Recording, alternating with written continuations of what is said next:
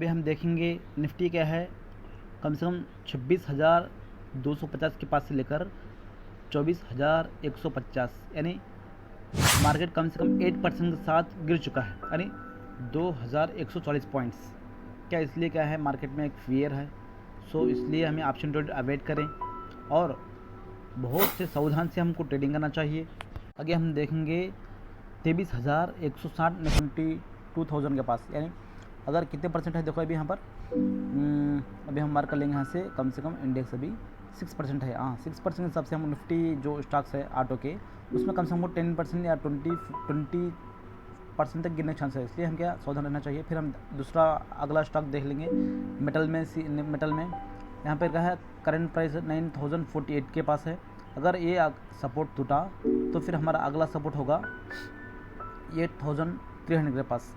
ये भी क्या है कम से कम 4% या 5% के पास है, तो मेटल स्टॉक्स में भी क्या है एक 10 से 15% गिरावट का चांसेस है। तो हम इसी तरह निफ्टी फाइनेंशियल में देखेंगे तो अभी करंट प्राइस 23,700 के पास है, और ये भी टूटा तो उसका अगला सपोर्ट होगा 21,700। इस हिसाब से क्या है वो स्टॉक्स भी गिरते हैं, इसलिए हम सावधान होना चाहिए। फिर अपना अगला निफ्टी मिड कैप है, अभी करंट प्राइस 55,277 है। यहाँ पे एक ट्रेंड लाइन चैनल फॉलो हो रहा है, अगर ये भी ब्रेक भी दिया है तो हमारा अगला सपोर्ट होगा 52,000 रहेगा।